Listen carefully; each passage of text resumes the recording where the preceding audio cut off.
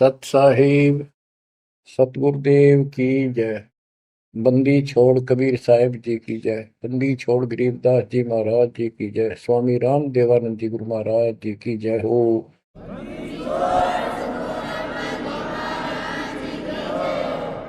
सर्व संतों की जय, सर्व भक्तों की जय, धर्मी पुरुषों की जय। श्री काशी धाम की जय, श्री सुडानी धाम की जय, श्री क्रोथा धाम की जय, श्री बरवाड़ा धाम की जय। सत साहिब बच्चों, परमपिता परमात्मा कबीर जी की असीम रजा से आप परमात्मा की महिमा सुन रहे हो, अमर कथा सुन रहे हो, सत्यनारायण कथा सुन रहे हो। परमात्मा कौन है, कहाँ प्रमाण है, उसका क्या नाम है, परमात्मा की हमको आवश्यकता क्यों है, यह सब जानकारी मूल ज्ञान के अंदर विद्यमान है जो आपको सुनाया जा रहा है। ये सूक्ष्म वेद कहते हैं। ये सूक्ष्म वेद आपको सुनाया जा रहा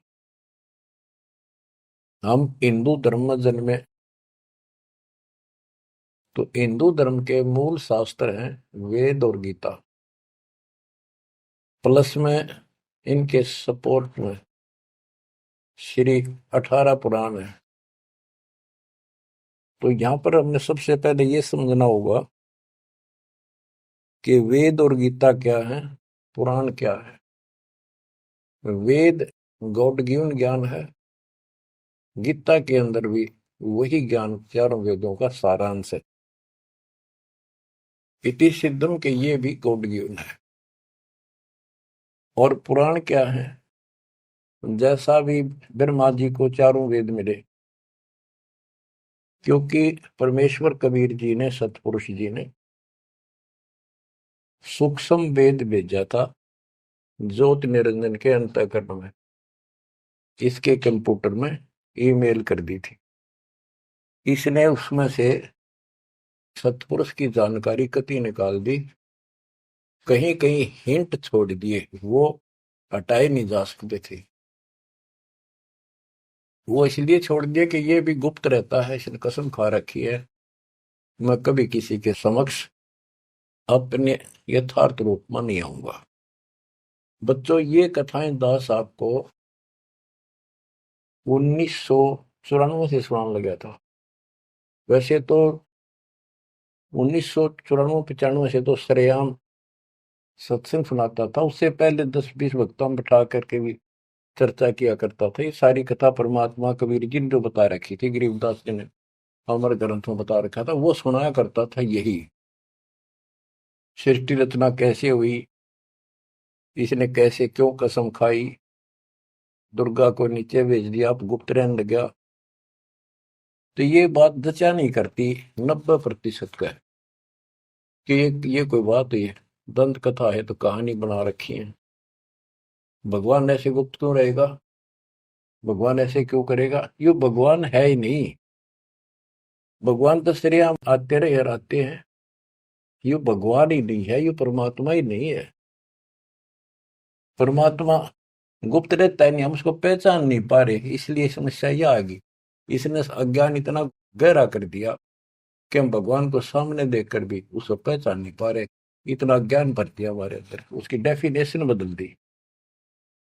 अब जब सृष्टि रचना दास ने अपने शब्दों में लिखी तो प्रमाण दिए सारे, परमात्मा की वाणी को सरल करके लिखा सृष्टि रचना। तो गीता अध्याय 7 श्लोक 24 में और 25 में ये खुद कहता है गीता बोलने वाला कि मैं कभी किसी के समक्ष नहीं आता अपने रूप में, मनुष्य रूप में। मुझे ये श्री कृष्ण रूप में, व्यक्ति रूप में मान रहे, मैं कृष्ण नहीं हूं।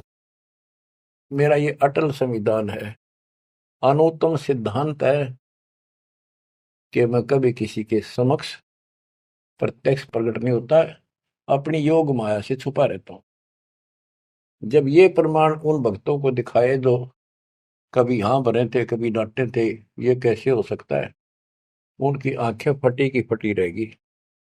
तेरा गजब हो, 600 साल पहले लिखी वाणी, बोली वाणी आज सारी सत्य होगी। तो बात यहां उलझ गई थी। तो सबसे पहले आपने ये पहचान करनी होगी कि वेद क्या है और पुराण क्या है। पुराण सहयोगी शास्त्र है, वो उनमें कुछ ज्ञान इन ऋषियों का अपना अनुभव ज्यादातर है, कुछ ज्ञान वेद और गीता से संबंधित।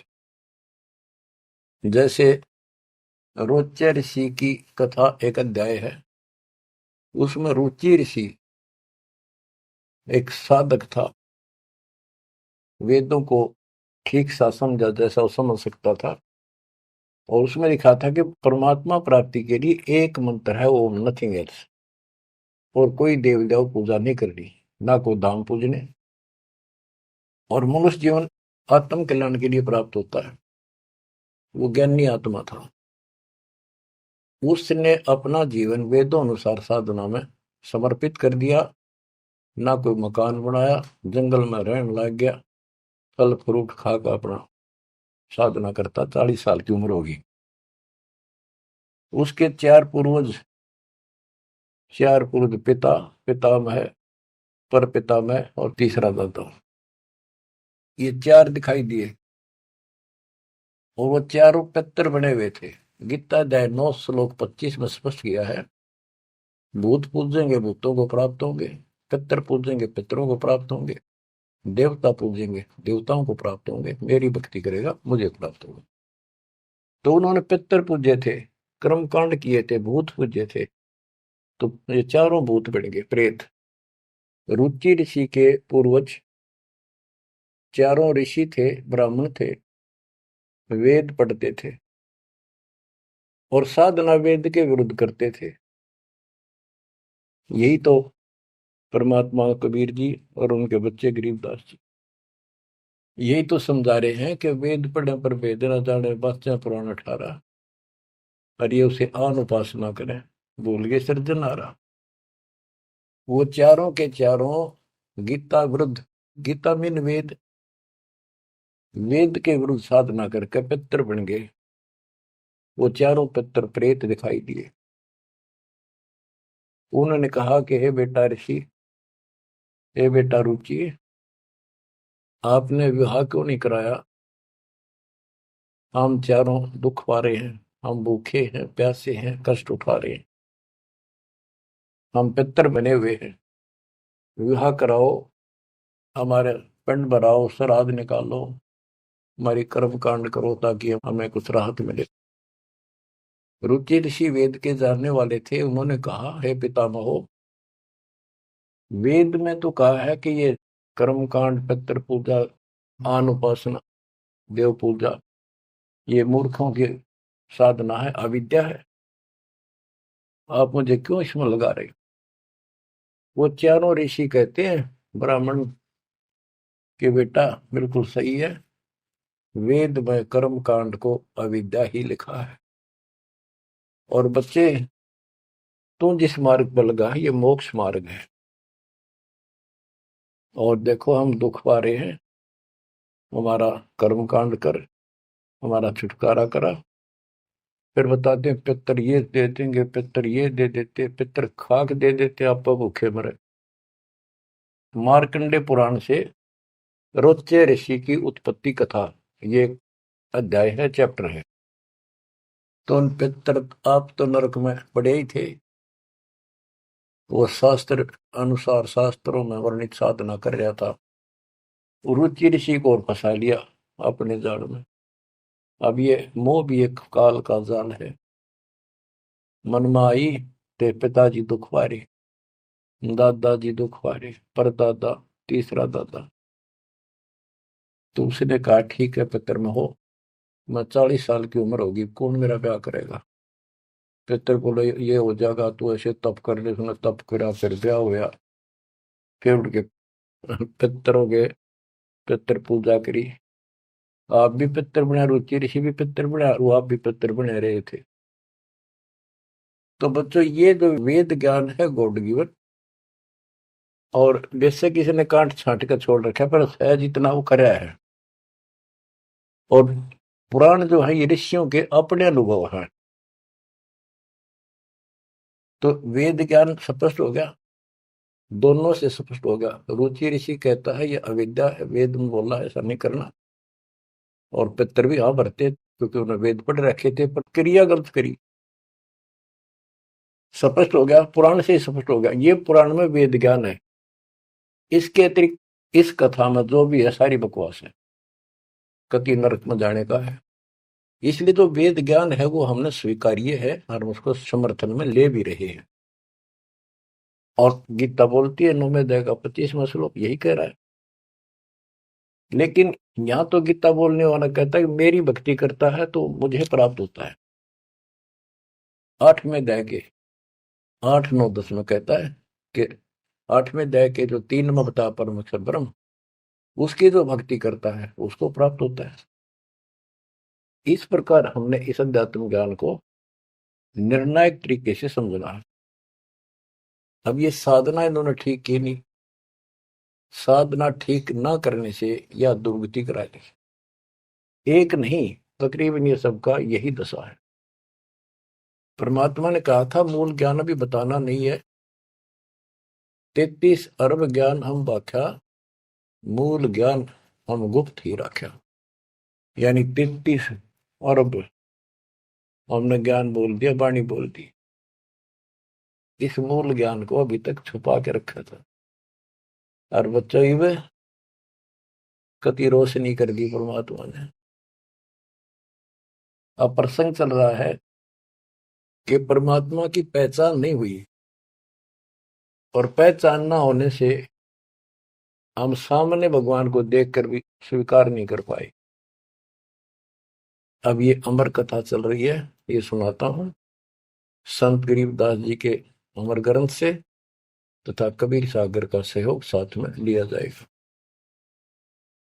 सतयुग में सत सुकृत कै टेरा, त्रेता नाम मुनींद्र मेरा, द्वापर में करुणा में कहाया, कलयुग नाम कबीर धराया।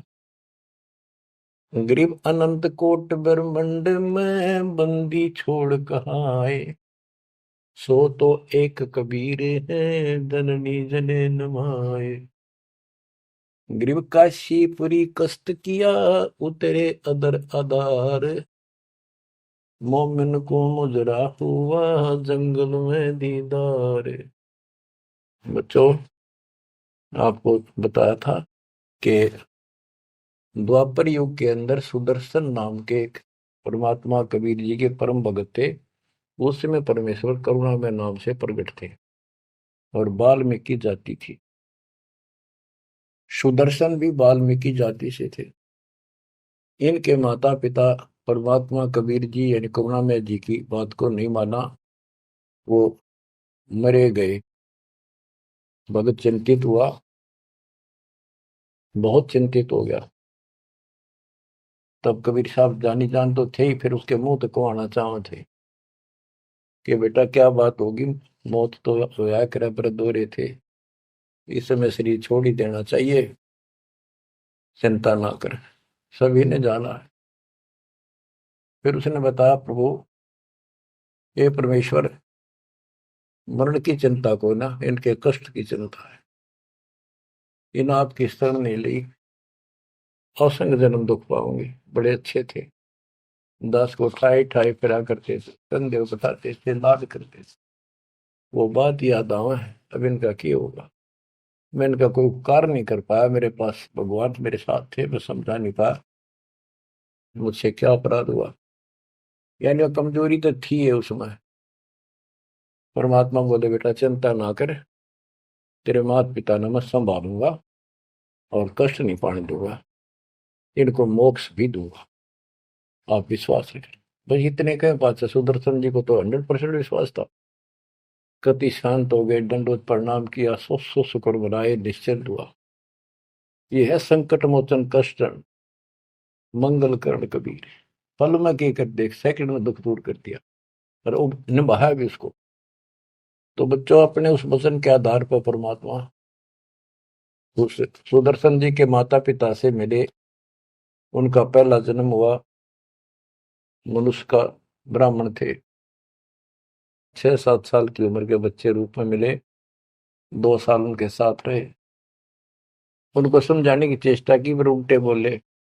एक दिन थप्पड़ मार दिया, परमात्मा अंतर ध्यान हो गए, बहुत रोए, बहुत रोए, तड़पते रह गए, हे भगवान थे, हे मालिक कित गए, सारा जीवन तड़प के खोया। वो कर्म बनाए, याद बनी, वाले खींचा बनी, यो भी एक स्मरण हो गया उनका। अगला जन्म में फिर वो जन्म हुआ मनुष्य का, ब्राह्मण ब्राह्मणी रूप में हुए, ब्याह हुआ, संस्कार से ही तो संस्कार जुड़े सारे। उसमें भी ब्राह्मण थे, अहंकार भरा पड़ा था ऊंच जाति का। पहले वो मरोड़ काटी, उनको मुसलमान बनवाया परमात्मा। ये इनका गौरी शंकर सरस्वती नाम था, और बड़ी अच्छी लगन थी। शिव जी की केवल शिव पुराणी कथा करते थे और किसी को नहीं मानते थे। ना को पाखंड करते थे, ना किसी को भ्रमित करते थे। कथा सुना दी, वो दान दक्षिणा आ गई, वो अपना स्वीकार किया, उसी से रोटी रोटी चलाते थे और दान भी करते रहते थे, क्योंकि पहले से वो सच्चा सुच्चा जीवन जीते आ रहे थे। संतान फिर भी नहीं हुई, तो उनकी महिमा काफी होगी, और ब्राह्मणों से उनकी महिमा ज्यादा होगी। भाई निस्वार्थ सेवा ये करे हैं, ना कोई लालच, ना मिसगाइड करते। काफी जनता, हिंदू लोग इनके दीक्षा लेने लगे। मुसलमानों को टेंशन यह होगी कि ये हिंदू धर्म का ज्यादा प्रचार कर रहा है, और जो कर्मकांडी पंडित थे उनको ये टेंशन होगी कि इसने हमारी रोजी रोटी बंद कर दी। वो उससे ईर्षा रखते थे और औरों को मिसगाइड करते थे, झूठ बोले क्या करेगा, ना कोई क्रिया बताता, ना कोई धर्म कर्म बताता, कथा सुना देता, इससे क्या होने का है। मुसलमानों को पता था कि सारा ब्राह्मण समाज इनसे दूर है, इनका कोई साथी नहीं, और ये हिंदू धर्म का प्रचार ज्यादा कर रहा है। उसको एक दिन जाके 10 माता ने जबरदस्ती अपना पानी पिला दिया, उसके सारे मकान में छिड़क दिया। लोग पूछना भाई कैसे आ रहे हो, क्या हो गया, भाई ने मुसलमान धर्म स्वीकार कर लिया। वह बात आगे की तरफ फैल गई सारी काशी में, ब्राह्मणों में। अरे गौरी शंकर तो डूब गया, मुसलमान बन गया, मुसलमानों ने सारा उनका पानी छिड़क दिया, उनको मुसलमान बना दिया बयान से। जब वह पंचायत होगी पंडिता की, बहिष्कार कर दिया, जात से निकाल दिया, धर्म से निकाल दिया, गंगा में स्नान करना बंद कर दिया, कोई नहीं जाएगा हिंदू उसके पास। अब रोजी रोटी की समस्या आ गई। उन्होंने लाकर 4 लकड़ के लठ ताना बुन का काम शुरू कर दिया। पहले तो रोजगार चल रहा था दक्षिणा से, अब यह समस्या और खड़ी हो गई थी, तो वो बहुत आसानी से शुरू हो जाता। जुलाई का काम वो शुरू कर दिया। काफी वर्ष हो गए, कोई संतान नहीं हुई। बेशक वो मुसलमान थे, पर भक्ति अपने वही करते थे, शिव जी को याद करते थे। ये आपको पहले ही बताई है कथा। तो बच्चों, एक दिन क्या होता है, नीरू नीमा के कोई जानकार आ गए पड़ोस में, जैसे कि मुसलमानों से ही संपर्क था, कोई कोई यारी दोस्ती थी, वो आगे औरतों में चर्चा चल रहा करे। एक जातक तो चाहिए था, एक लड़का तो होना चाहिए था, बुढ़ापे का सहारा हो गया, पता इनका केरा होगा, नूर अली और नियामत। तो नीमा नीरू कहने लग गए थे उनको, नाम बदल दिए थे उन्हें, गौरी शंकर से गौरी शंकर का नीरू नाम रख दिया, और सरस्वती का नियामत, उसका नीरू नूर अली। तो उसका नीरू कहने लगे उसको नीमा। तो नीमा सारी रात रोई। सुबह वो स्नान करने जाते थे एक लहर तारा तालाब, जिसमें गंगा का पानी लहरों के द्वारा, घाट सा था, गौ घाट से उसे मिट्टी कट जाती है, वो बहुत नीचा किनारा बन जाता है। उस पर से पानी उछल उछल का आकर एक तालाब बना था, उसको लहर तारा तालाब बोलते हैं। वो आज भी विद्यमान है, लेकिन उसमें पानी अब गंगा का नहीं आता, परिस्थिति बदल जाती है। उसमें बहुत सुंदर मनोरम दृश्य था वहां का। स्वच्छ जल गंगा का भरा ही रहता था, कमल के फूल विकसित थे, आसपास बहुत सुंदर पेड़, हरे भरे छायादार वृक्ष भी लगे हुए थे। वो उनकी कुटिया से लगभग 1.5-2 किलोमीटर दूर था। 3 किलोमीटर, एक कोस 3 किलोमीटर का होता है। तो वो सुबह सुबह उस वहां स्नान करने जाने लगे। पहले गंगा घाट पर नहाया करते थे, नहाने की आदत डेली थी। तो वहां तक घूम भी आते, स्नान भी कराते डेली, और शिव जी को याद करते थे, भक्ति करते थे। निम्मा रो रही थी रास्ते में, बुरी तरह रोती जाती, हे शिव जी भगवान, एक बच्चा हमें भी दे देते बेटा, हमारा भी टाइम पास हो जाता, आपके घर में क्या कभी। फूट फूट कर रो रही थी, चल रही थी। नीरू बोला, निम्मा क्यों आंख खराब कर रही है अपने, ये सारा दिन रोड पर लग रही है, बता बीच में भूल पड़ी थी फिर शुरू होगी। भगवान ने देना होता दे ही देते हो, पर कितनी होती है। कुछ तो जो भगवान करे ठीक ही है। वह रो ही रही थी, मान नहीं रही थी, फिर भी जैसे तैसे पहुंच गए स्नान स्थान तक। लहर तारा तालाब पर पहुंचे, फिर निम्मा नहा ली, बाहर आ गई, फिर नीरू स्नान करने गया। निम्मा जो कपड़ा बांध कर नहाई थी, दोबारा उसको धोने के लिए गई, कपड़े चेंज करके। वो ब्रह्म मुहूर्त का समय था, सुबह सुबह 1.5 घंटा पहले सूर्य उदय से। तो उस समय पहले अंधेरा दिखता है, तुरंत ही कुछ देर बाद एकदम रोशनी सी, साफ हो जाता है अंधेरा, रोशनी दिखने लग जाती है। तो नीरू नहा रहा था, वह कपड़ा धोने गई, उसने देखा कमल के फूल पे कोई वस्तु हल रही है। एक पैर दिखा, उसने सोचा कोई सांप है। बहुत ध्यान से देखा तो जो बच्चा था, एक पैर हिला रहा था, नवजात शिशु। नीरू से कहा नीमा ने कि देखियो जी, बच्चा है, बालक है, लड़का है, कमल के फूल पर देखो। तो नीरू ने सोचा यार अच्छी पागल होगी, कितनी मेंटल होगी भैया बच्चे के मुंह में। नहाता नहाता कहता है, नीमा तेरा दिमाग खराब हो गया, अब तुझे पानी में बालक दिखने लग गए।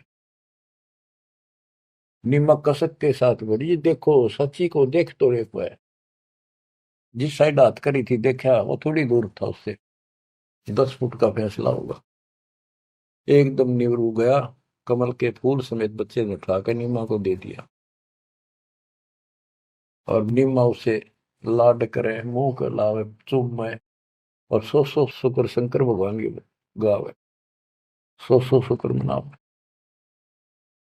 बीच का एक थोड़ा सा प्रकरण रह गया कि वहां पर एक अष्टानंद नाम का ऋषि, जो रामानंद जी का शिष्य था, उस समय के महान प्रचारक, हिंदू धर्म के एक नंबर के आचार्य थे। उसने 1400 शिष्य रखे थे ऋषि, जो कथा किया करते थे, उनमें से एक अष्टानंद था। 4 संप्रदाय थी, 52 द्वारों का वो मालिक था, वो इंचार्ज था। तो वो डेली वहां स्नान करने जाता था, वो दूसरी साइड में नहाता था, ये दूसरी साइड में नहाते थे, सरोवर बड़ा था। तो वो भी वहां स्नान करके उस प्राकृतिक सौंदर्य और भगवान के एकांत स्थान मान के भगवान की भक्ति करता था, शांति स्थान था। डेली जाता था, ध्यान लगाता था, कुछ समय भगवान की वहां भक्ति करता था, जैसे गुरु जी ने बता रखी थी। अष्टानंद जी जो ही साधना करने की चेष्टा, ध्यान में मगन होना चाहते थे, इतने में आकाश से एक प्रकाश का गोला आया। प्रकाश का गोला आया तो उसका ध्यान गया ऊपर को, उसको देखते उसकी आंखें बंद हो गई, इतना तेज नूर था। जब आंखें बंद हुई तो उसमें देखा कि एक बालक का रूप दिखा, बगैर प्रकाश का। जैसे हम सूर्य की ओर देखते हैं तो देख नहीं सकते, फिर आंखें बंद करते हैं तो अंदर प्रकाश रहित आकार दिखाई देता, सूर्य का गोलाकार। तो अष्टानंद को बड़ा आश्चर्य हुआ कि बालक प्रकाश दिखा, फिर बालक दिखा। फिर जब आंखें ठीक सी हुई, देखा तो प्रकाश एक कोने में जाके सिमट गया दूसरी साइड, जिस साइड में नीरू नीमा स्नान करने जाया करते थे। उससे पहले जब प्रकाश लहर तारा तालाब पर उतरा, सारा सरोवर जगमगा गया, इतनी रोशनी होगी। लोकति पत्ता पत्ता दिखा कमल के फूलों का। और जब उसमें सिमट गया, वो दूर था, उसने क्यों नहीं देखे के हो गया, कित गया। उसने अपने गुरु जी के पास उठ के आ गया, साधना नहीं करी, रामानंद जी के पास आए। उनसे पूछा, हे गुरुदेव, आज मुझे ऐसा अद्भुत दृश्य दिखाई दिया, ये मेरी भक्ति की उपलब्धि है या कोई भ्रम है मेरा। ऐसे ऐसे का आकाश से प्रकाश का गोला आया, मेरी आंखें उसके नूर को सहन नहीं कर सकी, मेरी आंखें बंद हो गई। बंद होने के बाद देखूं तो एक बच्चे का, बालक का रूप है, लड़के का। फिर कुछ नहीं दिखा। वो एक कोने में जाकर लहर तारा तालाब में समाप्त हो गया, अंतर ध्यान हो गया, नूर ही नहीं था। रामानंद जी को जैसी समझ थी, जैसा उन्हें अज्ञान सुन रखा था, अज्ञान सुन के ज्ञान में अंधे की बां गई, अंधे ने मारे कौन बतासी। अब जैसे ये ज्ञान सुन रहे थे वैसे चेलों को बताया करते थे, और बता दिया कि बेटा, ऊपर से जब अवतार गणाते हैं ना, भगवान अवतार लेता है, ऐसी लीला करता है, किसी माँ के यहाँ जन्म लेगा और फिर लीला करेगा जिस उद्देश्य को लेकर आते हो। ना कोई भ्रम है, ना ही तेरी भक्ति की उपलब्धि है, ये ऐसा होता है। तो इनको यही पता था कि रामकृष्ण अवतार आए, माँ का जन्म लेते हैं इनके भगवान। और गरीबदास जी कहते हैं, गरीब अनंत कोट ब्रह्मंड में बंदी छोड़ कहाँ आए, सो तो एक कबीर है जननी जने माए। तो रामानंद अष्टानंद की तो हुई बात फैसला। अब नीरू नहा रहा था, नीमा उस भगवान से लाड कर रही थी, सो शुक्र अपने भगवान शंकर के बना रही थी। जगत का पेखड़ा पेख्या, धनी का नाम ना लेखा। बच्चों, इसने कोई लेना देना नहीं था इस बात से, भाई मेरा नाम ले विष्णु का, ले शंकर को, किसी को क्रेडिट दे, पर इनमें इनकी आस्था बनी रहा भगवान में। ये चाहूं थे दाता आज तक। नरसिंह रूप लेकर ना कुछ मारा रणक्षपु, विष्णु को क्रेडिट कोई बात नहीं, चलन दो, बतेरे दिन चल गई इनकी। अब सारा क्लियर हो जाएगा। मूसल को 3-4 साल का बाल के उठा नहीं सकता, ये तो कभी बच्चे थे उस दाता के। फिर भी अब बच्चों देखो, वो मालिक अपना बाप है, माँ भी वही है और पिता भी वही है। वो दोनों तरफ से दुखी है हमारे लिए, उसमें इतना मोह है। माँ का मोह बालक में घना, पिता का मोह माँ का उससे बहुत घना, और भगवान का उन दोनों वाला, माँ भी है वो हमारी, पिता भी। इसलिए तो दुखी हो रहा है ना, क्या जरूरत थी उस पानी में वो आकर प्रगट होने की से, भूतावास के अंदर जंगल में अपनों के लिए मरता। अब बच्चों, परमात्मा ने अपनी महिमा नहीं बनानी थी, उसने तो आस्था रखनी थी भगवान में, इनकी आस्था बनी रही। बच्चों, अब हमें ज्ञान हो गया कि वो भगवान है जिसको नीमा सीने का लगाए खड़ी थी, लाड कर रही थी, प्यार कर रही थी। उस समय उसके शरीर की स्थिति कैसी होगी। गीता अध्याय 18 श्लोक 62 में कहा है कि उस परमेश्वर की शरण में जा तू, उसकी कृपा से तू परम शांति को और सनातन परम धाम को प्राप्त होगा। वो सुख सागर है और वो असंग ब्रह्मांड का स्वामी। अरे गोदी में कितनी पुण्यात्मा है वो बच्चों, एक साथ बताओ। उस मालिक का नाम लेने से कितनी खुशी होती है, शरीर में अलग से एक लहर दौड़ती है। और वो बहन उसको सीने से लगा रही, मुंह चूमे, लाड करे। कितना मोह हो गया, सो सको रे शंकर भगवान, हे भोलेनाथ, बड़ी दया करी।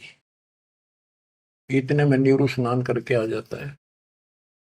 उसको लोक लाज के हिसाब से उसने विचार किया अपने मन में, और वो नीमा के सामने व्यक्त किया कि नीमा, हम इस बच्चे को लेकर घर नहीं चलेंगे, क्योंकि समाज के लोग ये कहेंगे ये किसी का चुरा लाए, ये कहेंगे इसके माता पिता, बताओ वहां छोड़ के आवांगे, हम बतावा कितने, हम कहेंगे कमल के फूल पे, वो मानने नहीं। यह सारी बात उल्टी हो जाएगी। अब तक पहले तो मुसलमान बने, अब इनसे भी निकाल दिया जाएंगे, हमें काशी से निकाल देगा राजा कि तुम बच्चे चुराते करते हो। निमा बोली, जी कुछ भी कहो, मैं इस बच्चे बिना जी नहीं सकती। पता नहीं इसने कैसे मोहित कर लिया मेरे को।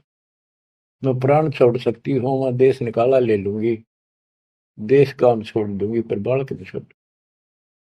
निम्मा का अटल फैसला सुन कर नीरू को जिंदगी में पहली बार दुख हुआ कि अब कति जिद्दी होगी, मैं इसकी सारी मानता हूँ या एक भी नहीं मानती मेरी, और कितना दुख हो जाएगा कि तो जावांगे मेरे दोस्त 60 साल की उम्र होगी, कहाँ टूक मांग कर खावांगे, क्या करेंगे, सोच आर ला इसने। अंत में दुखी होते रोते हुए ने कहा मैं तेरे एक मारूंगा थप्पड़, ऐसा तो मानती नहीं, पटक किसने नीचे। आज तक मैंने तेरे तेरे हाथ भी नहीं गिरा था क्योंकि हमारा संतान नहीं थी, मैं चाहता था इसको कष्ट ना हो, पर तू जमा जद्दी होगी। जब उसने हाथ करना चाहा तो परमात्मा बोले गोदी में कि निम्मा, नीरू, मोमिन, तुम्हें कुछ नहीं होगा, मैं तुम्हारे कल्याण के लिए आया हूँ और मुझे घर ले चलो, कुछ नहीं होगा, कोई कुछ नहीं कहेगा। अब नीरू ये बात नहीं समझ पाया था कि कुछ ना होगा, पर होगा जरूर। उसने सोची वो तो होगा सो होगा, ये मनमान इसमें कोई भूत प्रेत पितर कोई जंत बोल रहा है, यूं तो नाड़े मार देगा। वो डर गया, उठा कर अपनी चदरी आगा आगा हो लिया। अब लड़का बच्चा लेकर गए अपने घर, आसपास के अड़ोस पड़ोस से आ गए, लड़का इतना सुंदर है, आज तक देखा नहीं इतना सुंदर बालक, तो इतना चमक, इतना खिला हुआ चेहरा। लोग इकट्ठे हो गए, काशी की औरतें ना गीत गाती हमें। वो तो भूल भाल गए कितने लहर किसका था, तो उन्होंने बता ही दिया ऐसे ऐसे था, बाकी कोई नहीं पूछा था कि इतना सुंदर बालक, मालिक की कृपा करा के बुद्धि बदल दे, सबका लगाव हो गया नीमा की तरफ। ये तो भगवान आ गए थारी गोदी में। ये तो कोई का विष्णु जी, कोई का शंकर भगवान आ गया, कोई का वरुण देवता भगवान दिखाई दिए, इंद्र देवता, कोई धन का देवता कुबेर बतावे, अपने अपने गुण गावे, अपने अपने हिसाब से परमात्मा को उसकी महिमा बतावे, उसका मूल्यांकन कर रहे थे।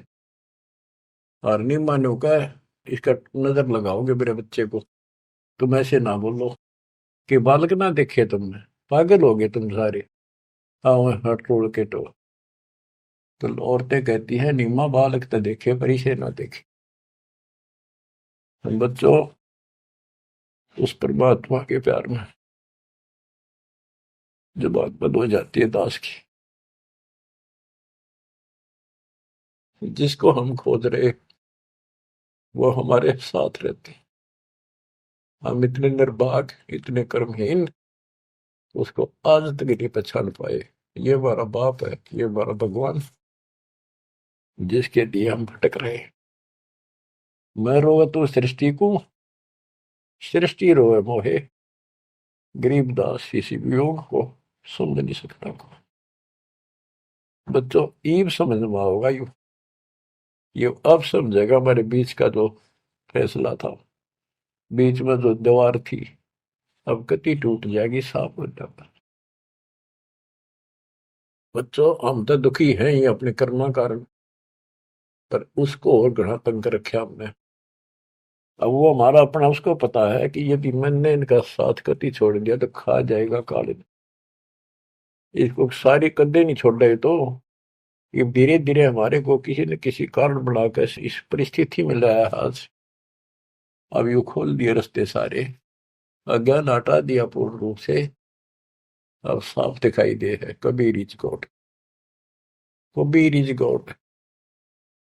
गरीब अनंत कोटि ब्रह्मंड का, एक रति नहीं वार, सतगुरु पुरुष कबीर हैं ये कुल के सिरजनहार। गरीब सब पदवी के मूल हैं, सकल सिद्धि है तीर, दास गरीब सतपुरुष बजो, अविगत कला कबीर। तो वो कबीर कौन, वो भी स्पष्ट कर दिया, जो सारी सृष्टि का मालिक है और जिसके पास सब सिद्धियां असंग सिद्धियों उसके पास है। गरीब अम सुल्तानी नानक तारे दादू को उपदेश दिया, जाति जुलाहा भेद न पाया, काशी महे कबीर हुआ। जाति जुला सारा स्पष्ट कर दिया, कति खोल के दर दिया। और आज बच्चों 300 साल पहले ये अमर वाणी बोली थी, आज ये स्पष्ट हो गया आपके सामने गीता और वेद पुराणों से। वेद मेरा भेद है मैं ना वेदन के माही, जौन वेद से मैं मिलूं वो वेद जानते नहीं। सूक्ष्म वेद के अंदर परमात्मा की महिमा लिखी है। ऋग यजु है श्याम अथर्व, ये चारों वेद चित भंगी रे, सूक्ष्म वेद वाचै साहेब का, सोहन सा सतसंगी रे। आज इस सूक्ष्म वेद से हमें पता चला सत्य का। अब हम सत्य के साथी हो गए, सत्संगी हो गए, हम कबीर साहब के फॉलोअर बन गए। वो सच्चे परमात्मा परम अक्षर ब्रह्म के हम शरण आगे, उस शरण हमें प्राप्त होगी। अब ये अमर वाणी भी सुनाऊंगा आपको, क्योंकि इन वाणियों का और अलग से चोट लग गया छाती में, आत्मा पे, क्योंकि ये तो सौसिद्ध वाणी है। ये तो मंत्र का काम करते हैं। जैसे गारुड़ मंत्र बोला करते, उसने एक मंत्र के 5-4 लाइन होती, 2-3, उन्हें सिद्ध कर लिया करके 1000 लाख बार जाप करके विष उतारा करते गारुड़। तो वो उस पर भी असर करता था जो अचेत हुआ होता था, सांप लड़ने से मूर्छित हो जाता था जो व्यक्ति जहर के कारण, तो वो मंत्र बोलते रहने से ना वो सुने था, ना समझा था, ना अर्थ का पता था। उसके बार बार उस मंत्र का उच्चारण करता था, 10, 20, 50, 100 बार, उससे वो विष उतर जाता था और सचेत हो जाता था। तो बच्चों, हमारी आत्मा पर पाप कर्मों का और अज्ञान का यो विष काफी दिन से चढ़ा हुआ, हम कभी अचेत पड़े। हमने इस अज्ञान को इतना ग्रहण कर लिया कि हमने ये मान लिया जन्म मृत्यु और ये प्रोसीजर तो सारा गेलो है, ये ऐसा ही प्रोसेस होगा इस जिंदगी का। और ये 4 ईंट ला के कितना माता धोखे जाते, उसी को सब कुछ मान रखा। तो बच्चों, ये है वो अमर ज्ञान, सूक्ष्म वेद, सवसिद्ध वाणी है एक, जो गरीबदास जी के मुख से उतारी थे। ये गारुड़ के मंत्र की तरह असर करेंगे हमारी आत्मा। जैसे उस गारुड़ के मंत्र को कोई और पढ़ कर सुनावे, उससे असर ना हो, वो तो उसी के मुख से काम करेगा, क्योंकि उसमें वो सिद्धि हो रही है। तो संत गरीबदास जी के मुख से उच्चरित वाणी फिर उसका दास अधिकारी है, और दास के मुख से आप सुनोगे, वो आपकी आत्मा पर उतना असर करेगी। यानी इससे और अलग से कसक और ताकत आओगी आत्मा में, केवल वाणी के सुनने मात्र से। ज्ञान तो यू है ही, ज्ञान तो मौखिक सुनाई दिया, अब इसको पढ़कर सुनाऊंगा और अच्छी कसक बनेगी, आत्मा तड़फ उठेगी उस मालिक के। गरीब काशीपुरी कष्ट किया, उतरे अदर अदार, मोमिन को मुजरा हुआ जंगल में दीदार। ग्रीव कोटि किरण शशि भान सुधा, आसन अदर विमान, पर सतपूर्ण ब्रह्म को शीतल पिंड हरु प्राण। होय होय। ये जंगल में काशी के अंदर सरोवर पर मोमिन नीरू को मुद्रा हुआ। ग्रीव काशीपुरी कष्ट किया, उतरे अदर अदार, मोमिन नीरू को मुजरा हुआ जंगल में दीदार। मोमिन मुसलमान को कहते हैं, नीरू को मुजरा हुआ परमात्मा के दर्शन में। कैसी सतीथि थी मालिक के उस बालक के, कितना तेज था, कितना नूर था। ग्रीव कोटि किरण शशि भान सुधा, आसन अधर विमान, पर सतपूर्ण ब्रह्म को शीतल पेनरु प्राण। कोटि किरण, करोड़ सूर्य, करोड़ चंद्रमा की मिली जुली जो किरण है, पूरा प्रकाश ही नहीं, उनकी किरणों जितना प्रकाश था, ज्यादा नहीं। एक तो सूर्यों जितना प्रकाश हो नहीं, किरण, किरण का प्रकाश सिंपल, यानी तेज बहुत था। और परसत पूर्ण ब्रह्म को शीतल पिंड रूपराण, उस पूर्ण ब्रह्म को जब नीमा ने सीने से लगाया, आत्मा ठंडी होगी, कति ने इतना प्रेम जाग गया। ग्रीव गोद लिया मुख चूम कर, हेम रूप जलकंत, जगर मगर काया करे, दम कह पद्म अनंत। ग्रीव गोद लिया मुख चूम कर, हिम रूप जलकंत, जैसे बर्फ जैसी सफेदी चेहरे पर थी, बर्फ जैसे हिम, स्नो वाइट यानी बर्फ जैसा सफेद चेहरा, और जगर मगर काया करे जगमग, जैसे दमक पद्मानंद।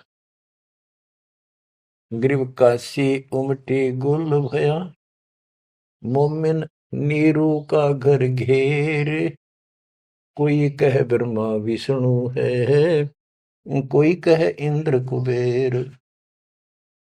ग्रीव कोई कह वरुण धर्मराय है, कोई कोई कहते ईश, 16 कला सुबान गति, कोई कहे जगदीश। गरीब भक्ति मुक्ति ले उतरे, मिटन तीनों ताप, मोमिन कह डेरा लिया, कहे कबीरा बाप।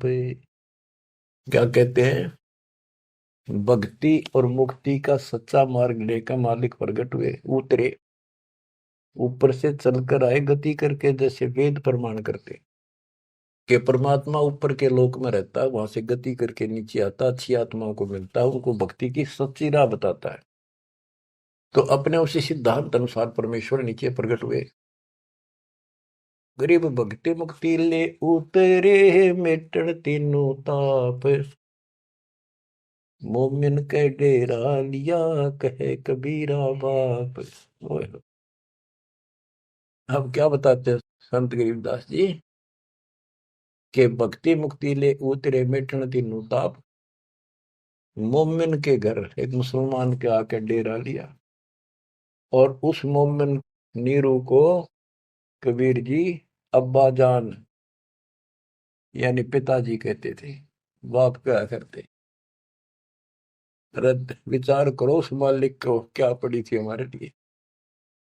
वो तो लीला करनी थी क्योंकि अपने बच्चे के वचन भी पूरे करने थे, और हमारे लिए ये ज्ञान भी देना था, एक प्रमाण भी देना था कि इस समय में हम पहचानते, इसी कारण से तो पहचाने जो लीला मालिक कर गए। आज वेदों से प्रमाणित हो गया, परमात्मा ऐसी लीला करता वो है भगवान सही। यो ना कृष्ण की ऐसी लीला वेदों वर्णित, ना श्री राम की, ना विष्णु और ब्रह्मा शंकर जी की, किसी की वजह नहीं। तो वेद गॉड गिवन है, परमात्मा का सच्चा सिद्धांत है। तो उस सिद्धांत पर खरा कौन उतरता है, अब ये सिद्ध हो गया कबीर भगवान। कौन कबीर, जो काशी में जुल्हा था।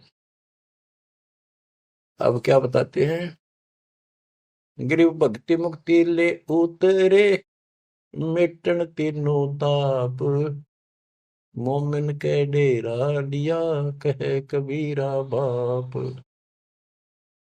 गिरिव दूध न पीवन अनभक, नहीं पलने झूलंत, अदर अमान ध्यान में, कमल कला फूलंत। ना दूध पीवा ना पानी पीवा ना कुछ खावे, और मालिक ऐसा दिखे जैसे इसके दिमाग कहीं और ही जा रहा है। अब बच्चों, अब और भी टिप्पणी करनी है, बहुत घने आगे। कोई कहे छल ईश्वर नहीं, कोई कही छल है, ईश्वर नहीं है। गरीब कोई कहे छल ईश्वर नहीं, कोई के नर कहलाए, कोई कहे गण ईश का, जो जो नीमा माँ दर्शाए। कोई कुछ कहे, कोई कुछ कह रहा था, अपनी अपनी बुद्धि से मूल्यांकन कर रहे थे। तो जो जो वो बात बढ़ाव थे, निम्मा बहुत दुखी हो रही थी, गुस्से हुई थी, उन्हें धमकावत थी, क्यों पीछे पड़ रहे हो मेरे बच्चे का। गरीब काशी में अचरज भया, गई जगत की नींद, ऐसे दुल्हे उतरे जो कन्यावर बींद। वो सारी सृष्टि का मालिक पृथ्वी पाया, गरीब खलक मुलक देखण गया, राजा प्रजारीत, जम्बू दीप जिहान में उतरे शब्द अतीत। गरीब दुनी कह यो देव है, देव कहते हैं ईश, ईश कहे पर ब्रह्म है, पूर्ण विश्व बीश। अब बच्चों, ना दूध पी रहा था, ना पानी, ना को भोजन, दलिया वलिया घोल कर पिलाओ तो मुंह बंद कर ले। 25 दिन बीत गए। निम्मा बहुत बुरी तरह रोने लगी। आखिर होगी कि भी बालक मरेगा और साथ मरूंगी। सारी रात रोई। नीरू ने बहुत समझाई, कोई बात नहीं, भगवान ने दिया है तो लेगा तो क्या करा, इतना क्यों दुख पा रही। परवाह नहीं मानी कि इसके गेल मरूंगी, अब मैं जीऊंगी नहीं, मैं इस बच्चे बिना जिंदा नहीं रह सकती। नीरू ने अपने मुसलमानों से सारा पूछताछ लिया था, किसी के जंतर मंतर लग गया नहीं। आखिर में उन्होंने सोचा रामानंद जी के पास जाता हूँ, वो बहुत चर्चित हैं, विद्वान है, ब्राह्मण है, कुछ बताओगे जंतर मंतर। उसके पास गया तो उसने सारा बताया कि ऐसे ऐसे हमें जंगल में एक लहरता रहा तालाब में कमल के फूल पे एक बालक मिला, 20-25 दिन पहले। ए ब्राह्मण जी, वो बालक कुछ खाता पीता नहीं, कुछ दया करो, कोई बताओ, विधि बताओ तो जो हम करें, हमारा बच्चा जीवित रहे, कुछ खावे पीवे। रामानंद जी से भी मालिक ने बुलवाया। रामानंद जी बोले, तुम्हारा बच्चा कोई सच्चा सुच्चा ब्राह्मण पैदा हुआ है, और ये कोई कुंवारी गाय दूध लाओ, कुंवारी बछिया ले आओ, एक बछिया जिसके साथ बैर ना लग गया हो, और वो अपने आप दूध देगी, उस बच्चे के पास खड़ी कर दिए। नीरू ने सोचा बकवाद करे या कोई बात करे, मैं मुसलमान हूं बन गया, इसलिए इसने मेरे को ठीक से जवाब दिया नहीं। तो इस प्रकार वो मन मार के वापस आ रहा था, और उधर से उसने निम्मा का रुदन दिखाई देता, रोए थी। उधर से उसकी पुकार सुनकर परमात्मा की कृपा से, क्योंकि वो शिव जी को याद कर रो रही थी, हे भगवान शिव जी, आपने ऐसा अनमोल बालक दिया, हे परमात्मा इसका अच्छा ना देते, अब ये मरेगा, साथ मैं मरूंगी। ऐसा विलाप कर रही थी, तो भगवान ने, कबीर साहब ने प्रेरित किया, शिव जी ऊपर से शिव लोक से एक ब्राह्मण रूप बना के वहां आ गया और पूछा, माई क्यों रो रही है। एक साधु रूप बना के आ गया। तो माई रोती रोती बोली कि हे ऋषि जी, हे ब्राह्मण, हे साधु, मेरा दुख बहुत लंबा चौड़ा है, मेरी ना सुनोगा था आप भी रोओगे। नो कह के फिर रोने लगी, बुरी तरह रोती रही। भगवान शिव जी बोले, माई ऐसे कहते हैं, अपना दुख दूसरे के साथ जा कर देना तो हल्का हो जाया करे, बता दो कुछ तो, मैं भी कुछ जानू हूं, बता दूंगा। तो उसने बताया कि ऐसे ऐसे में भगवान शिव जी ने हमारे को बच्चा दिया, कमल के फूल पर पाया, आज यूं ना खाता पीता 25वां दिन हो गया और मरेगा। शिव जी बोले, माई मुझे ला, देखा तेरा बेटा कहाँ है। वो लाई उठा के साधु के चरणों में रखना चाहा, वो परमात्मा वहां से उठे और साधु के सिर के बराबर हवा में लटक गए। हवा में ऐसे ऐसे लेटे लेटे, जैसे बच्चा लेटा होता है, ऐसा कैसा। तो नीमा को अचरज हुआ कि सचमुच ये महात्मा गजब का है, इसने बच्चे पर चमत्कार करके हवा में उड़ा दिया।